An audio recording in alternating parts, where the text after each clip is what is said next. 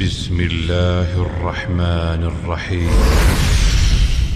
اعوذ باللہ من الشیطان الرجیم بسم اللہ الرحمن الرحیم اللہم صل علی محمد وعلی محمد۔ آج ہم گفتگو کریں گے قوم عاد کے بارے میں کہ قوم عاد جو کہ ایک مضبوط ترین قوم تھی، جو کہ ایک طاقتور قوم تھی، تو کس وجہ سے یہ قوم اس صفحہ ہستی سے مٹ گئی۔ خداوند متعال کی طرف سے ان پر کون سا ایسا عذاب آیا کہ یہ لوگ دنیا سے مٹ گئے۔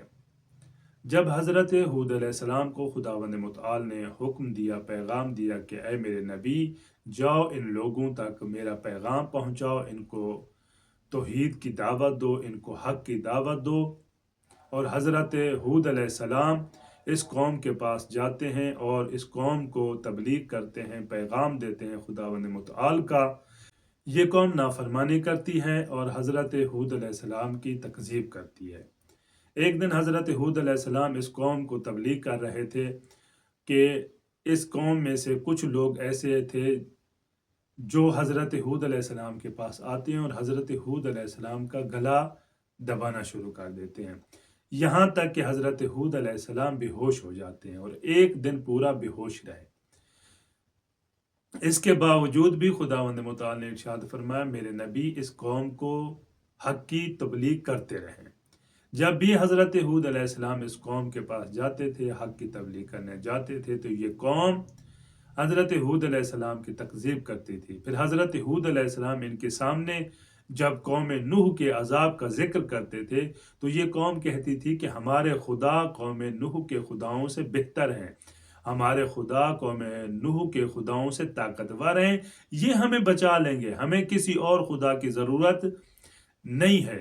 تو جب یہ لوگ نافرمانی پہ ڈٹے رہے اور تکذیب نبی خدا کرنے لگے، توحید کو نہ مانا، تو خداوند متعال نے ان لوگوں پر ایک ایسا عذاب نازل کیا کہ زمانے نے یاد رکھا۔ یعنی ایسی تیز ہوا چلائی پروردگار نے، عذاب کو ہوا کی شکل میں تبدیل کیا، اور یہ لوگ آپس میں ایک دوسرے کو لگ لگ کے مر گئے۔ یعنی ان لوگوں پر اتنی تیز آندھی چلی کہ یہ لوگ آپس میں ایک دوسرے کے ساتھ ٹکرا جاتے تھے، اور آج ان قوم کا کوئی نام و نشان موجود نہیں ہے۔ عزیزان محترم، تاریخ یہی ہمیں بتاتی ہے، اور ہمیں ہمیشہ تاریخ سے جڑے رہنا چاہیے تاکہ ہمیں پتہ چلے کہ کون طاقتور تھا، چاہے جتنا بھی طاقتور تھا لیکن عذاب الہی کے آگے نہ ٹک سکا۔ تو ہمیشہ ہمیں توحید اور حق پرستی اور خداوند متعال کی بندگی کرنی چاہیے، اور تاریخ کو اپنی زندگی میں ہمیشہ یاد رکھنا چاہیے تاکہ ہمیں گزشتہ قوموں کے حالات معلوم ہوں اور ہم اپنے آپ کو ان جیسا نہ بنا سکیں، بلکہ تاکہ ہم اپنے آپ کو ان اعمال سے محفوظ رکھیں جو گزشتہ قوموں نے کیے اور جن کی وجہ سے ان پر عذاب الہی نازل ہوا۔ والسلام علیکم ورحمۃ اللہ وبرکاتہ۔